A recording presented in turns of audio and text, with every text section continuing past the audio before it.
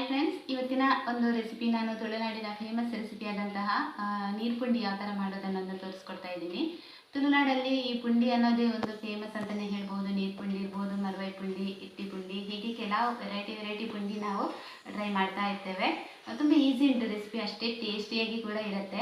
ಹಳ್ಳಿ ಸೈಡಲ್ಲಿ ಯಾವ ಥರ ಮಾಡ್ತಾರೆ ನೀರು ಪುಂಡಿ ಅನ್ನೋದನ್ನ ನಾನು ನಿಮಗೆ ಇವತ್ತು ಈ ವಿಡಿಯೋದಲ್ಲಿ ಡಿಟೇಲ್ ಆಗಿ ತೋರಿಸ್ತೀನಿ. ಈ ವಿಡಿಯೋ ನಿಮಗೆ ಇಷ್ಟ ಆದರೆ ಲೈಕ್ ಮಾಡಿ, ಶೇರ್ ಮಾಡಿ, ಹಾಗೆ ಕಮೆಂಟ್ ಕೂಡ ಮಾಡಿ. ಯಾವುದಾದ್ರೂ ನಿಮಗೆ ರೆಸಿಪಿ ಬೇಕು ಅಂತಂದರೆ ಯಾವ ಥರ ರೆಸಿಪಿ ನಿಮಗೆ ಇಷ್ಟ ಅನ್ನೋದನ್ನ ಕೂಡ ನನಗೆ ಕಮೆಂಟ್ ಮೂಲಕ ತಿಳಿಸಿ. ನಾನು ನಿಮಗೆ ವಿಡಿಯೋ ಮೂಲಕ ಅದನ್ನ ತೋರಿಸೋಕ್ಕೆ ಟ್ರೈ ಮಾಡ್ತೀನಿ. ಓಕೆ, ಇವಾಗ ಸ್ಟಾರ್ಟ್ ಮಾಡೋಣ. ಇವಾಗ ನೋಡಿ, ಇದು ರೇಷನ್ ಕುಚ್ಚಲಕ್ಕಿ ಏನಿದೆ ನೋಡಿ, ಇದು ತೊಗೊಂಡಿದ್ದೀನಿ ನಾನು. ಇದರಲ್ಲಿ 1 ಗ್ಲಾಸ್ನಷ್ಟು ಸ್ವಲ್ಪ ಕ್ವಾಂಟಿಟಿಯಲ್ಲಿ ಮಾಡೋದ್ರಿಂದ ಒಂದು ಸ್ವಲ್ಪನೇ ತೊಗೊಂಡಿದ್ದೀನಿ. ನೀವು ಬೇಕಿದ್ದರೆ ಜಾಸ್ತಿ ಬೇಕಾದರೆ ಜಾಸ್ತಿ ಅಕ್ಕಿ ಹಾಕ್ಕೊಂಡು ಕೂಡ ಮಾಡ್ಕೋಬೋದು. ಇದನ್ನ ಒಂದು 4 ಗಂಟೆಯಷ್ಟು ಹೊತ್ತು ನಾನು ನೀರಲ್ಲಿ ಹಾಕಿ ನೆನೆಸಿಟ್ಟಿದ್ದೀನಿ. ನೋಡಿ, ಕಾಣ್ತಾ ಇರ್ಬೋದು ನಿಮಗೆ. ಕುಚ್ಚಲಕ್ಕಿದು, ಬೆಳ್ತಿಗೆ ಅಕ್ಕಿ ಅಲ್ಲ, ರೇಷನಿದ್ದು ಕುಚ್ಚಲಕ್ಕಿ. ಇವಾಗ ಇದನ್ನ ರುಬ್ಕೊಳ್ಳೋದಕ್ಕುಂಟು. ನಮಗೆ ಒಂದು ಮಿಕ್ಸಿ ಜಾರಿಗೆ ಹಾಕ್ಕೊಂಡ್ಬಿಟ್ಟು ರುಬ್ಕೊಳ್ಳೋಣ.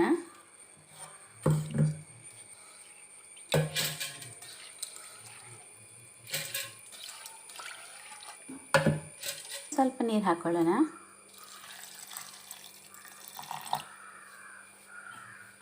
ಹಾಕೊಂಡ್ಬಿಟ್ಟು ಇವಾಗ ರುಬ್ಕೊಳ್ಳೋಣ. ನೋಡಿ, ಇಲ್ಲಿ ಹಿಟ್ಟು ರುಬ್ಕೊಂಡದಾಗಿದೆ. ಇವಾಗ ಇದನ್ನ ಒಂದು ಬಾಣಲೆಗೆ ಹಾಕ್ತಾ ಇದ್ದೀನಿ ನಾನು. ಓಕೆ, ನೋಡಿ, ಈಗ ಹಿಟ್ಟನ್ನು ಈ ಬಾಣಲೆಗೆ ಹಾಕ್ತಾ ಇದ್ದೇನೆ. ಅದಕ್ಕಿಂತ ಮೊದಲು ಒಂದು 2 ಸ್ಪೂನ್ನಷ್ಟು ಎಣ್ಣೆ ಹಾಕ್ಕೊಂಡಿದ್ದೇನೆ ಇದಕ್ಕೆ ನಾನು. ಇದು ಯಾಕಂತಂದರೆ ಈ ಹಿಟ್ಟು ನಮಗೆ ಒಂದು ಸ್ವಲ್ಪ ಬಿಸಿ ಮಾಡಲಿಕ್ಕುಂಟು. ಈ ಥರ ಹಿಟ್ಟಲ್ಲಿ ನಾವು ಕಡುಬು ಮಾಡಲಿಕ್ಕೆ ಆಗೋದಿಲ್ಲ. ನಾವು ಪುಂಡಿ ಅಂತ ಏನು ಹೇಳ್ತೇವೆ ನೋಡಿ, ಆ ಥರ ಮಾಡಲಿಕ್ಕೆ ಆಗೋದಿಲ್ಲ ಇಷ್ಟು ತೆಳು ಹಿಟ್ಟಲ್ಲಿ. ಅದಕ್ಕೋಸ್ಕರ ಇದನ್ನ ಸ್ವಲ್ಪ ಗಟ್ಟಿ ಮಾಡಲಿಕ್ಕುಂಟು. ಬಾಣಲೆಗೆ ಹಾಕ್ಕೊಂಡು ಒಂದು ಸ್ವಲ್ಪ ಬಿಸಿ ಆದರೆ ಅದು ಗಟ್ಟಿ ಆಗುತ್ತೆ. ತೋರಿಸ್ತೀನಿ ನಾನು ನಿಮಗೆ ಯಾವ ಥರ ಅಂತೇಳಿ. ಅದಕ್ಕೋಸ್ಕರ ಬಾಣಲೆಗೆ ಅಂಟ್ಕೊಳ್ಬಾರ್ದು ಅಂಥೇಳಿ ಒಂದು 2 ಸ್ಪೂನು ಎಣ್ಣೆ ಹಾಕ್ಕೊಂಡು ಇವಾಗ ಈ ಹಿಟ್ಟನ್ನ ಇದಕ್ಕೆ ಹಾಕ್ಕೊಳ್ಳೋದಕ್ಕುಂಟು.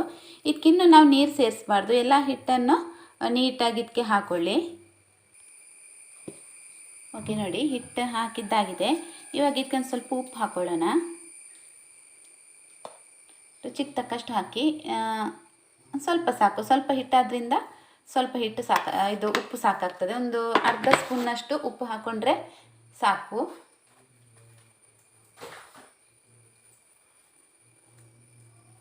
ಇವಾಗ ನೋಡಿ, ಇದಕ್ಕೆ ಉಪ್ಪು ಹಾಕ್ಕೊಂಡಿದ್ದೀನಿ. ಒಂದು ಅರ್ಧ ಸ್ಪೂನ್ನಷ್ಟು ಉಪ್ಪು ನಾನು ಹಾಕ್ಕೊಂಡಿದ್ದೀನಿ.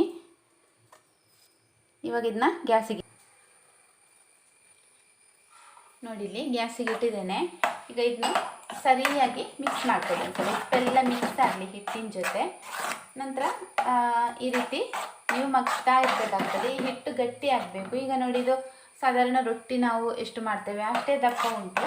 ಗಟ್ಟಿ ಆಗಬೇಕು. ನಮಗೆ ಕಡುಬು ಮಾಡಲಿಕ್ಕೆ ಗಟ್ಟಿ ಬೇಕಲ್ವ ಹಿಟ್ಟು, ಅದಕ್ಕೋಸ್ಕರ ಈ ಥರ ಒಂದು ಸ್ಪೂನ್ ತಗೊಂಡು ಸರಿಯಾಗಿ ಮಗ್ಸ್ತಾ ಇರಿ. ಗ್ಯಾಸ್ ಹೈ ಫ್ಲೇಮಲ್ಲಿ ಇಟ್ಕೊಳ್ಳಿ.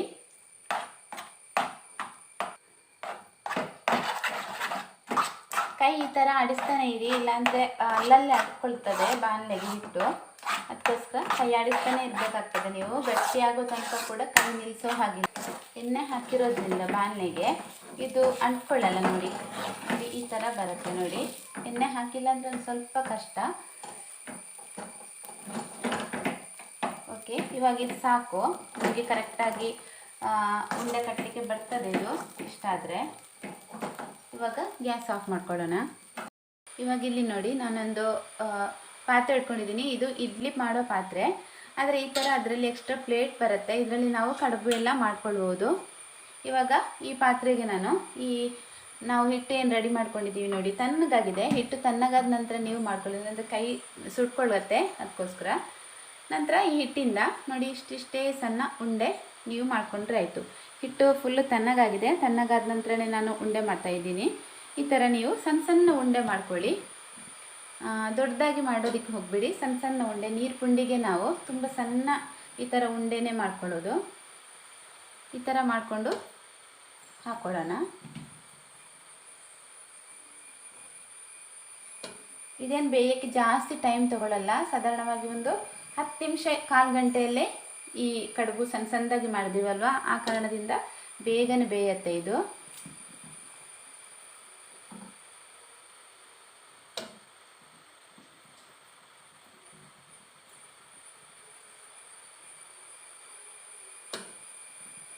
ಇವಾಗ ಇಲ್ಲಿ ಎಲ್ಲ ಉಂಡೆ ನಾವು ಮಾಡಿ ಇಟ್ಕೊಂಡದಾಗಿದೆ. ಇವಾಗ ಮುಚ್ಚಿಬಿಟ್ಟು ಬೇಯಕ್ಕೆ ಬಿಡೋಣ. ಇದು ಚೆನ್ನಾಗಿ ಬೇಯಲಿ. ಅಷ್ಟೋ ತನಕ ನಮಗೆ ಇದಕ್ಕೆ ತೆಂಗಿನಕಾಯಿ ರುಬ್ಕೊಳ್ಳೋದಕ್ಕುಂಟು. ಆ ತೆಂಗಿನಕಾಯಿ ರುಬ್ಕೊಳ್ಳೋದಕ್ಕೆ ಯಾವುದೆಲ್ಲ ಇಂಗ್ರೀಡಿಯೆಂಟ್ಸ್ ಹಾಕ್ತೇನೆ ಅಂತೇಳಿ ಇವಾಗ ನಿಮಗೆ ತೋರಿಸ್ತೇನೆ ನಾನು. ಇವಾಗ ನೋಡಿ ಎಷ್ಟು ತೆಂಗಿನಕಾಯಿ ತೊಗೊಂಡಿದ್ದೇನೆ ಅಂತೇಳಿ. ಒಂದು ಇಡೀ ತೆಂಗಿನಕಾಯಿಯ ಅರ್ಧ ಭಾಗ ಇದು ಫುಲ್ಲು ಹಾಕ್ಕೊಳ್ತೇನೆ ನಾನು. ಒಂದು ಸ್ವಲ್ಪ ಅದರಿಂದ ಇದು ಫುಲ್ಲು ಸಾಕಾಗ್ತದೆ. ಒಂದು 2 ಲೋಟ ಹಾಕಿದರೆ ನೀವು ಫುಲ್ ತೆಂಗಿನಕಾಯಿ ಹಾಕ್ಕೊಳ್ಳಿ. ಇಡೀ ತೆಂಗಿನಕಾಯಿನ ಎಲ್ಲ ಹಾಕ್ಕೊಳ್ಳಿ.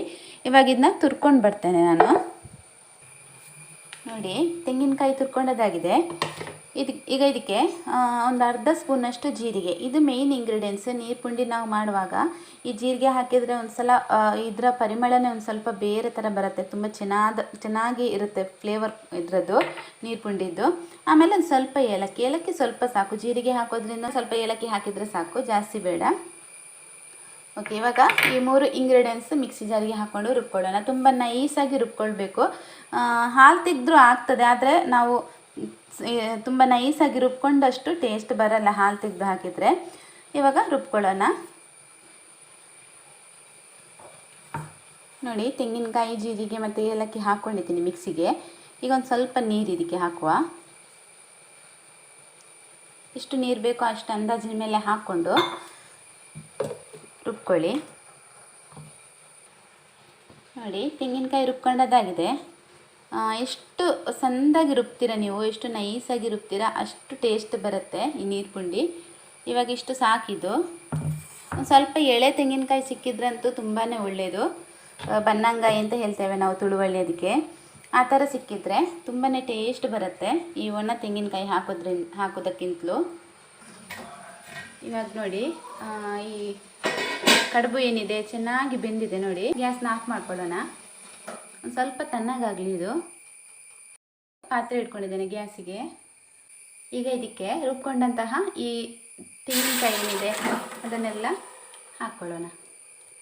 ಹಾಕಿಬಿಟ್ಟು ನೀರು ಹಾಕ್ಕೊಳ್ಳಿ.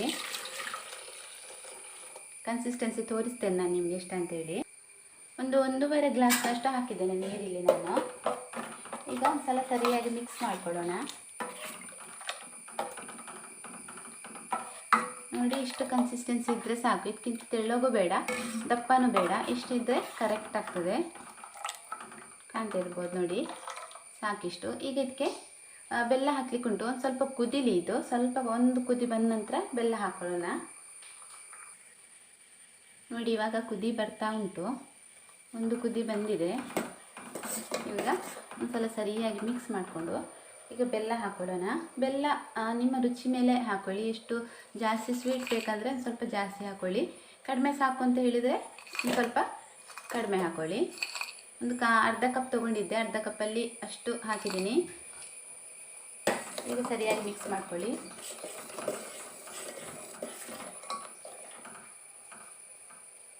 ಆಮೇಲೆ ರುಚಿಗೆ ತಕ್ಕಷ್ಟು ಉಪ್ಪು. ನಾವು ಆಲ್ರೆಡಿ ಕಡುಬು ಮಾಡುವಾಗ ಏನು ಹಾಕ್ಕೊಂಡಿದ್ದೀವಲ್ವ ಉಪ್ಪು, ಇದಕ್ಕಿವಾಗ ಸ್ವಲ್ಪ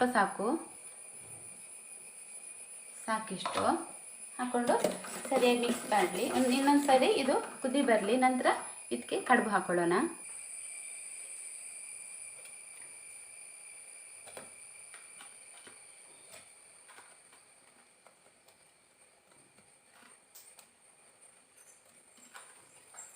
ಬೆಲ್ಲ ಬೇಡ ಅಂದರೆ ನೀವು ಸಕ್ಕರೆನೂ ಹಾಕ್ಕೊಳ್ಬೋದು. ಬೆಲ್ಲದ ಬದಲಿಗೆ ಸಕ್ಕರೆ ಹಾಕ್ಕೊಂಡ್ರೂ ಒಳ್ಳೆ ರುಚಿ ಬರ್ತದೆ. ಇದಕ್ಕೆ ಕಲರ್ ಕೂಡ ನೋಡಿ ಈ ಥರ ಚೇಂಜ್ ಆಗಲ್ಲ, ವೈಟ್ ಆಗಿಯೇ ಇರುತ್ತೆ ಸಕ್ಕರೆ ಹಾಕ್ಕೊಂಡ್ರೆ. ಬೆಲ್ಲ ಹಾಕ್ಕೊಂಡ್ರೆ ಸ್ವಲ್ಪ ಕಲರ್ ಚೇಂಜ್ ಬರುತ್ತೆ.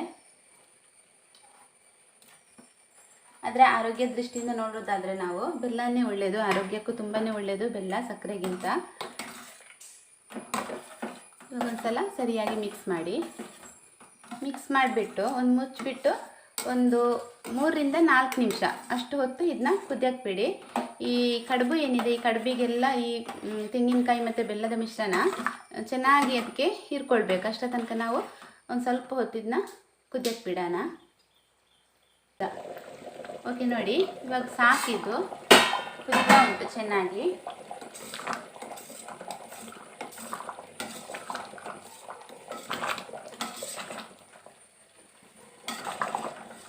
ಇಷ್ಟು ಕುದಿ ಬಂದರೆ ಸಾಕು. ನೋಡಿ ಕಾಣ್ತಾ ಇರ್ಬೋದು ನಿಮಗೆ ಎಷ್ಟು ಚೆನ್ನಾಗಿ ಬಂದಿದೆ ಅಂದರೆ. ಫ್ಲೇವರ್ ಅಂತೂ ತುಂಬ ಚೆನ್ನಾಗಿ ಬರ್ತಾ ಉಂಟು. ಯಾರಾದರೂ ಮಾಡಿಲ್ಲ ಅಂದರೆ ಒಂದ್ಸಲ ಟ್ರೈ ಮಾಡಿ ಫ್ರೆಂಡ್ಸ್. ಈ ರೆಸಿಪಿಯನ್ನು ತುಂಬ ಟೇಸ್ಟ್ ಇರ್ತದೆ.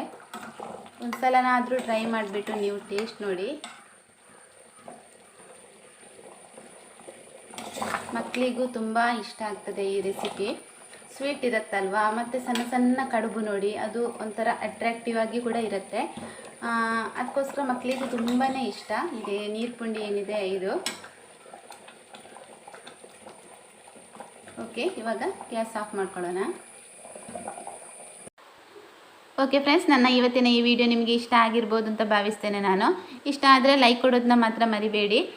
ಓಕೆ, ಹಾಗಾದರೆ ನಾನು ಸಿಗ್ತೇನೆ ಇನ್ನು ಮುಂದಿನ ವಿಡಿಯೋದಲ್ಲಿ. ಅಷ್ಟೋ ತನಕ ಎಲ್ಲರೂ ಆರೋಗ್ಯವಾಗಿರಿ. ಟೇಕ್ ಕೇರ್, ಬಾಯ್.